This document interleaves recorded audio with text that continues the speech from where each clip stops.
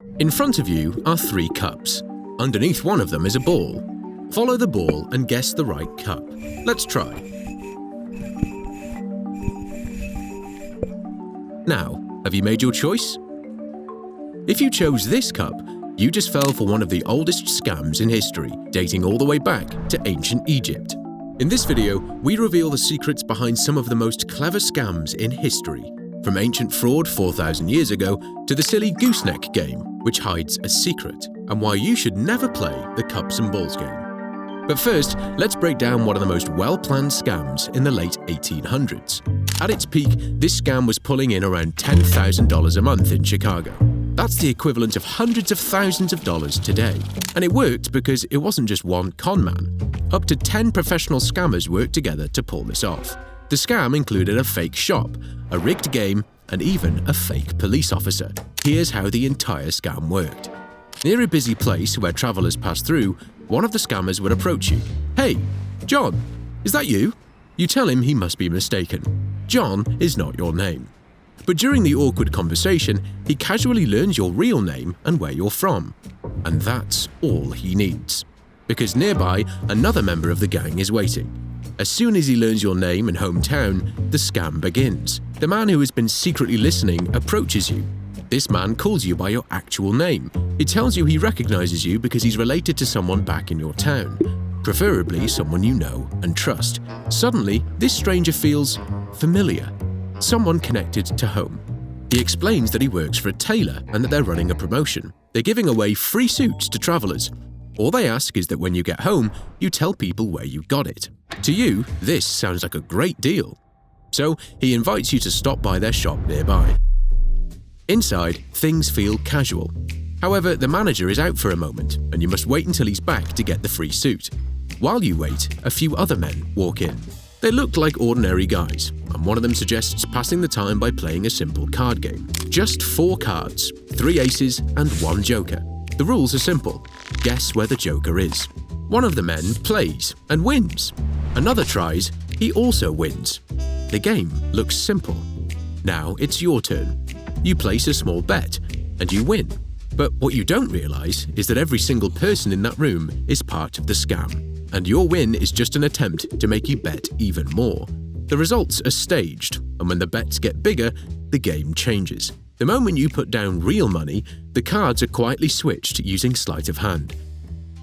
And suddenly, you lose. The $1,000 you put down is gone. And if you start arguing, the tone of the room changes. The manager suddenly appears and he threatens to call the police on you for gambling in his shop. And if you still refuse to leave, a fake police officer arrives. He threatens to arrest you for illegal gambling and escorts you out the back door. By the time you find your way back, the shop has vanished. The furniture is gone, the company doesn't exist, and the gang has already moved somewhere else to scam the next victim. It's not unusual for cons to be team efforts, like the gooseneck game, where this man's job is what they call a booster, a fake pedestrian that makes you believe the scam. That trick is still used to this day. More on that later in the video. Now let's take a look at how fraud took place in ancient Egypt, and it's not what you think. The year is 3000 BC. In Egypt, coins don't exist yet, so Egyptians use grain as currency. To fund the state, the pharaoh sends officials to collect taxes, but the real thieves aren't the farmers paying the tax, it's the officials collecting it. In ancient Egypt, taxes were often based on how much grain a person had, so grain had to be carefully weighed.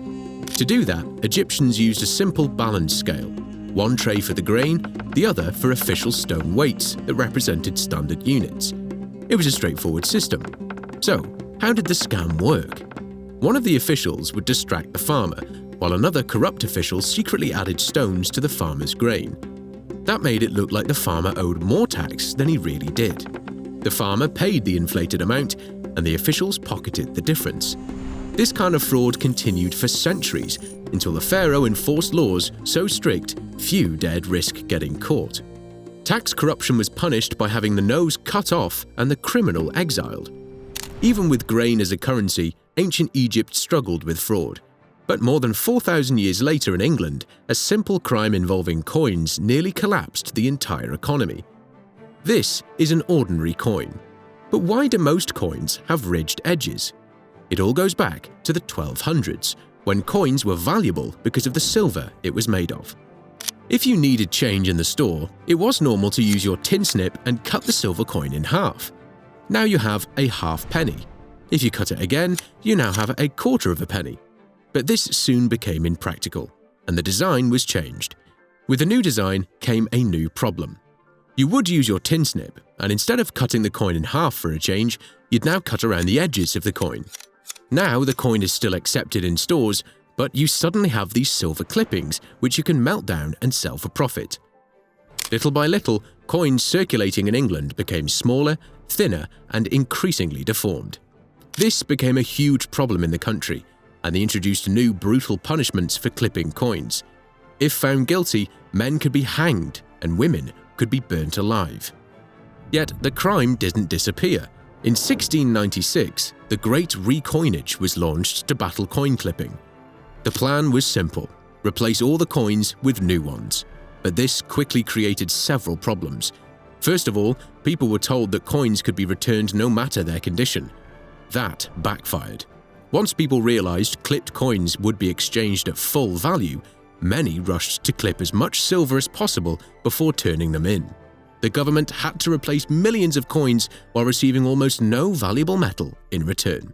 To cover the enormous costs of the Great Recoinage, a new tax was introduced: the window tax. People were now taxed based on how many windows they had in their household.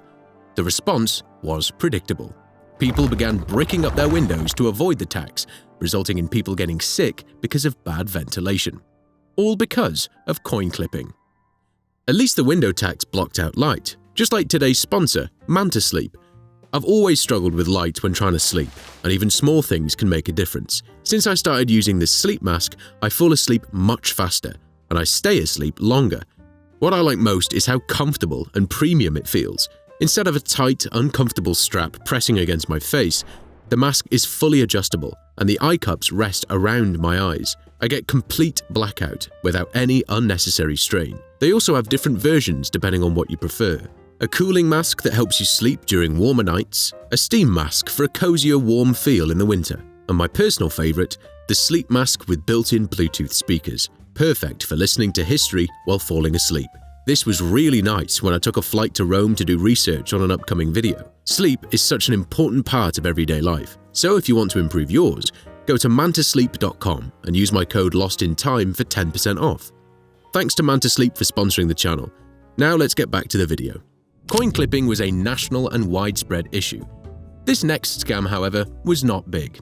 It was quite small, a simple street game with a secret. The gooseneck game was a simple challenge, similar to the strength test games you might have seen at carnivals, but this game had nothing to do with strength. The game consisted of a table with a small pin in the center.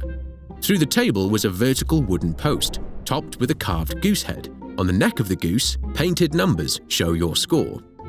Before playing, you had to bet on whether the goose would reveal an even or odd number. If you guess correctly, you win. If you guess wrong, you lose your bet. You're given a small rubber hammer and told to strike the pin on the table. The goose's neck is powered by a spring-loaded mechanism, which shoots up when you hit the pin and stops at a certain height. To you, it looks simple, and people around you have won multiple times. At first, you'd place a small, harmless bet, and as you expected, you win. You win again and again. You win every time. Why not place a bigger bet? To your surprise, you suddenly lose. But why? The book Tricks and Traps describes the gooseneck scam in detail, but it doesn't reveal the mechanism behind the game. However, it may have worked something like this. Underneath the table, the game master has a screw hidden from the player. By turning the screw, he could control the outcome every time. So, why did he let you win? The game master wasn't looking for small wins. He wanted to manipulate you, in the hopes of you increasing your bets. Additionally, the people winning before you is actually part of the scam.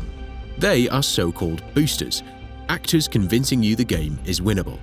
By tightening or loosening the hidden screw, the game master could control the tension of the spring and control exactly how far the gooseneck would rise. Even or odd, whatever the scammers needed to control the outcome and push you to bet higher. And the moment your bets became large enough, you lost. The gooseneck game was clever. but it didn't require the scammers to have much talent. That brings us back to one of the oldest scams in history. Back in ancient Egypt, you're standing in front of a small table. The dealer has just revealed that the ball was not under the cup in the middle. But the truth is, the ball is not underneath any of the cups. You would have lost either way. The game looks innocent, just a quick street challenge, something people have been playing for thousands of years. However, the scam is bigger than you think. Just like the Gooseneck game, the people around you are boosters. And the scam didn't start when you made your first bet. It started 10 minutes ago, when the game caught your attention, and you watched one of the boosters win. But that's only one part of it. How does the ball disappear right in front of your eyes? When the game master shuffles the cups, he slides 2 cups in opposite directions. While the cup in the back is out of sight, he slightly tilts the cup, removing the ball into his hand. You chose the correct cup, but when he lifts it up, the ball is gone and you lose the game. Let's see the full process with transparent cups. So, that's why you should never play the cups and balls game. And this game is still played to this day. I filmed this clip in Rome just a few weeks ago, and unfortunately, people were scammed. If you enjoyed this video, I think you'll also like my video about ancient technology, like the genius Assassin's Teapot you see right here. If you've seen that already, I think the other one on screen would be perfect for you.